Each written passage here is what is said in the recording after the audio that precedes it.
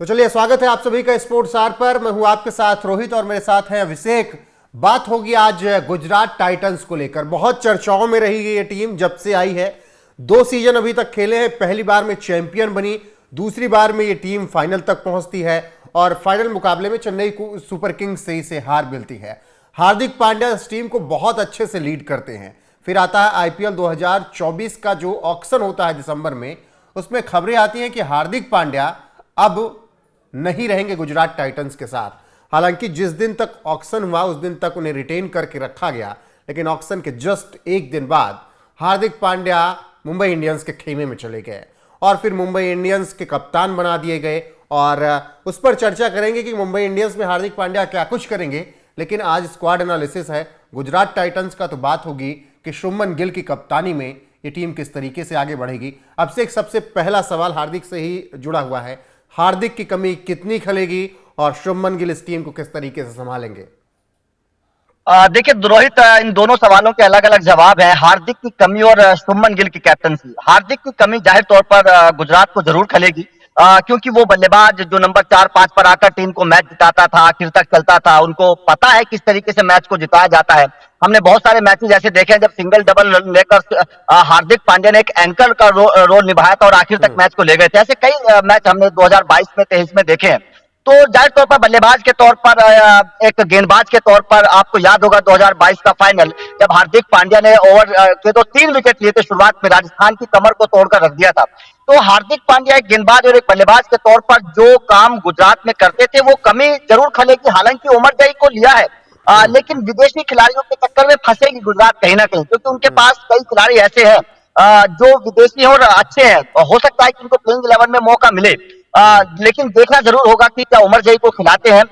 Number 5-6 पर उमर जई अच्छी बल्लेबाजी करते हैं। वर्ल्ड कप में बहुत अच्छी परफॉर्मेंस उमर जई की रही थी गेंदबाजी और बल्लेबाजी के तौर पर। तो देखना होगा कि उमर जई को मौका मिलता है नहीं मिलता है। और सबसे बड़ी बात कि उमर जई आकर क्या उस तरीके की परफॉर्मेंस कर पाते हैं जैसा हार्दिक पांड्या करते थे।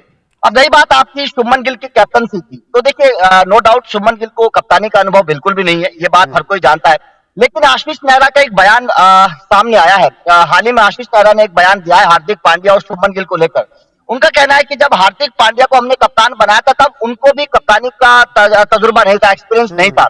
उन्हें भी हमने सपोर्ट किया, उनको भी हमने बताया और वो कामयाब कप्तान बने। तो यही बात उन्होंने शुभमन गिल को लेकर बोली है कि इस वक्त कमाल की टच में अच्छी बल्लेबाजी कर रहे हैं, कॉन्फिडेंस बहुत हाई है शुभमन गिल का। तो शुभमन गिल को बताएंगे, समझाएंगे, अच्छे कोचिंग स्टाफ है। आपको पता है गैरी कर्स्टन वहां पर मौजूद है, टीम इंडिया को विश्व कप जिताने वाले।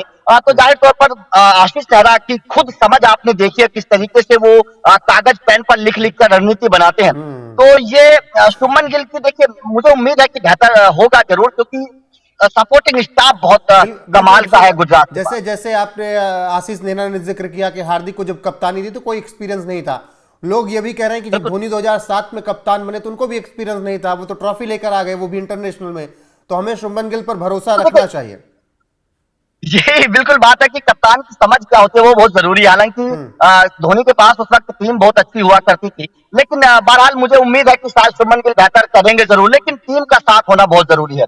अगर कप्तान बिना टीम के कुछ नहीं कर सकता, टीम अगर बेहतर परफॉर्मेंस नहीं करती है, सबसे बड़ी बात क्या है कि कैप्टन को खुद आगे आकर काम करना पड़ता है। ये बात हमने देखी है, महेंद्र सिंह धोनी की बात करिए या फिर आप हार्दिक पांड्या की बात करिए। हार्दिक पांड्या खुद जिम्मेदारी लेकर आगे चलना जानते थे, उनको पता था कि किस तरीके से मैच को जिताया जाता है। बात गेंदबाजी की करिए, बल्लेबाजी की करिए, वो खुद अपने कंधों पर जिम्मेदारी लेते थे। क्या शुभमन गिल वो जिम्मेदारी ले पाएंगे एज ए कैप्टन?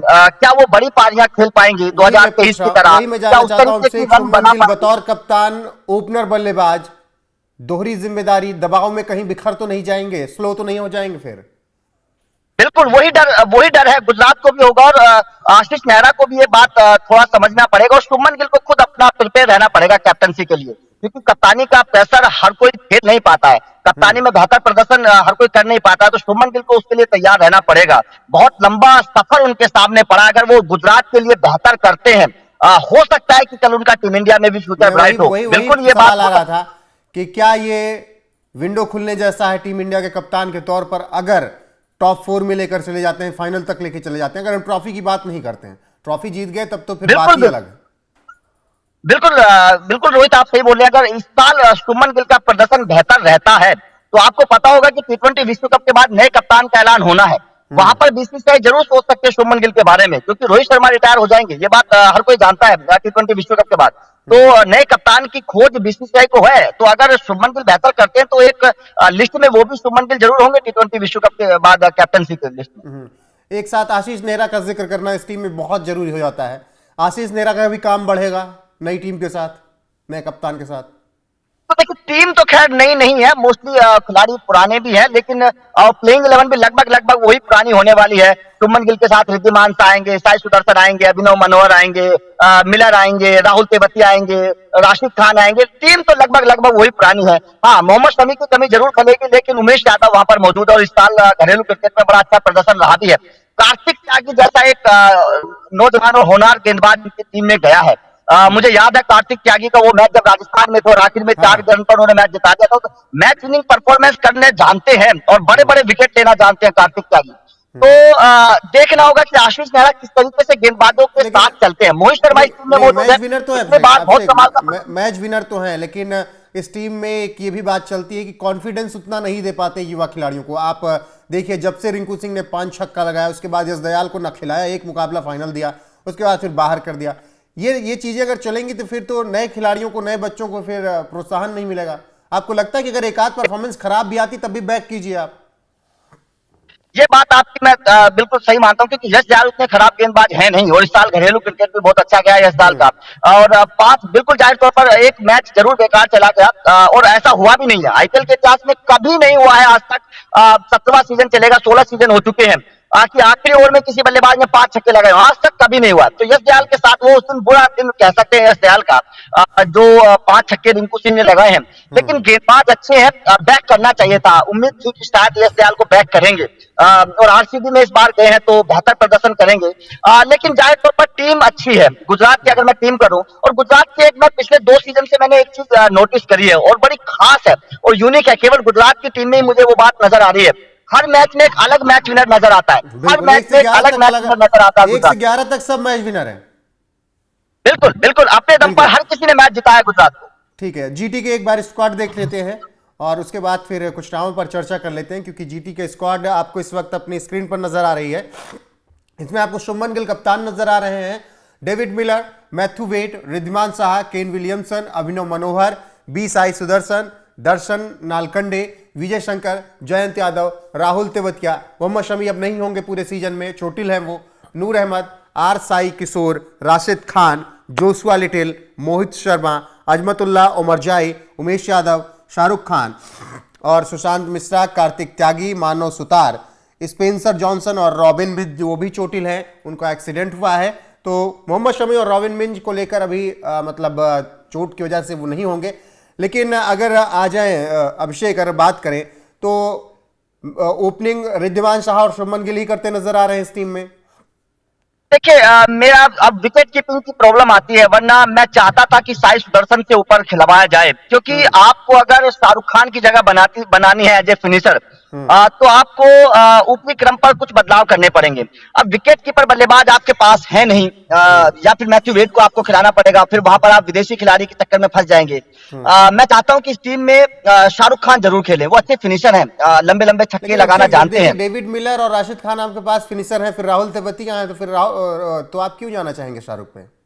देखिए, बीच में मुझे ऐसा लगता है कि शाहरुख खान को मौका गुजरात जरूर देगी, 100% देगी। शाहरुख खान को बहुत मोटी रकम में खरीदा गया है और बड़े मतलब चर्चा वाले खिलाड़ी हैं, उनकी बड़ी चर्चा होती है। रोबिन मिंज के बारे में बड़ी चर्चा थी 2024 में जब उनको लिया गया था गुजरात की टीम में, क्योंकि घरेलू क्रिकेट के बड़े लंबे हिटर हैं।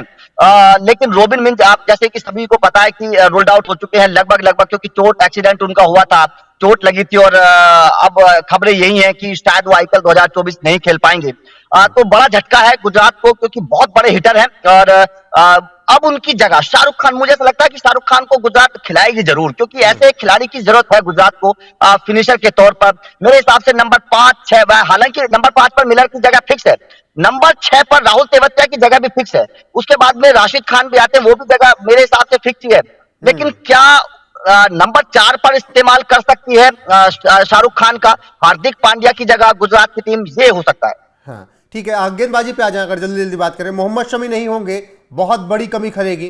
बिना मोहम्मद शमी की ये टीम मोहित शर्मा पर निर्भर करेगी अब। नहीं, उमेश यादव है और इस साल सीजन भी अच्छा गया उमेश यादव का। जब जैसे केकेआर ने छोड़ा, उमेश यादव की गेंदबाजी में लय नजर आ रही है। तो मेरे हिसाब से उमेश यादव शायद कमी को खलने नहीं देंगे, क्योंकि तजुर्बा भी है। लेकिन मोहम्मद शमी जैसा गेंदबाज अभिषेक, मोहम्मद शमी जैसा गेंदबाज नहीं, शमी जैसे तो नहीं, कंपेयर तो नहीं कर सकते, मोहम्मद शमी जैसे तो नहीं है। लेकिन हाँ, कुछ हद तक फुलफिल जरूर करने की कोशिश करेंगे। लेकिन मोहित शर्मा अच्छी फॉर्म में, अच्छा पिछली अच्छा, सीजन बड़ा अच्छा गया है। मोहित शर्मा उस सदमे से निकल आए होंगे पिछली बार की 2 गेंदों से। हाँ, पूरा बिल्कुल सीजन बिल्कुल अच्छा निकल गया आए था, होंगे। 2 गेंदें मुझे खराब गई थी।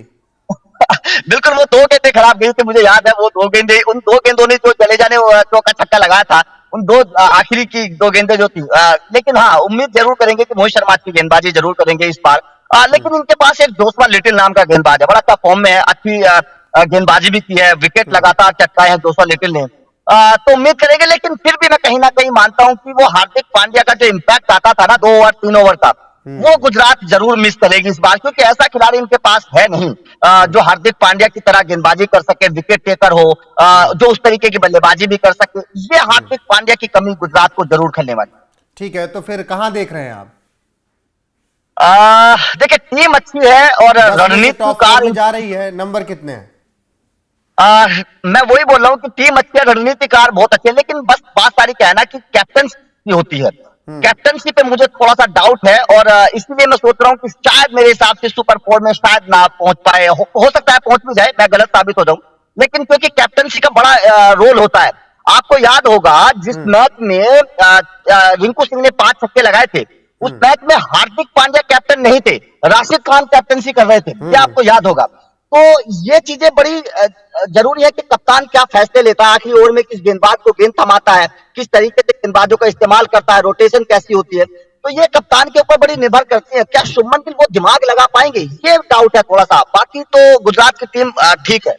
ठीक है, तो फिलहाल गुजरात टाइटंस इस सीजन में सफर कहां तक तय करेगी नए कप्तान के साथ? क्या पिछले सीजन का मोहित शर्मा का वो सदमा निकल गया होगा? हार्दिक की कमी, जैसे आशीष नेहरा कह रहे हैं कि खलेगी, लेकिन हमें नए दौर में आगे बढ़ना है, नई टीम बनाना है, तो फिर हम नए कप्तान के साथ जा रहे हैं। जो चीजें हो रही उन्हें नहीं रोका जा सकता है, और आने वाले वक्त में भी आप ऐसे ट्रेड देखेंगे। तो हम बहुत नहीं सोच रहे हैं, हार्दिक भी नए ही आए थे, शुभमन भी नए हैं, तो हम उम्मीद यही कर रहे हैं कि हम आगे अच्छा प्रदर्शन करेंगे। बाकी आशीष नेहरा का आप कोचिंग करियर देख लिए, 2 साल में बेहतर ही रहा है, तो उम्मीद यही कि गुजरात टाइटंस इस सीजन में अच्छा प्रदर्शन करे और शुभमन गिल जीटी के साथ साथ भारत को भी एक विकल्प दें कि हाँ, मैं अब अगले दौर में टीम इंडिया की कप्तानी उठाने के लिए तैयार हूं। तो फिलहाल गुजरात टाइटंस की टीम स्क्वाड एनालिसिस में बस इतना ही। अभिषेक, आपका जुड़ने के लिए बहुत बहुत शुक्रिया। बाकी दर्शकों से यही कहना है कि आप बने रहिए स्पोर्ट्स स्टार के साथ, चैनल को सब्सक्राइब कर लीजिए, वीडियो को लाइक कीजिए और कमेंट करना ना भूलिएगा। लगातार आपको आईपीएल की कवरेज यहां पर मिलती रहेगी।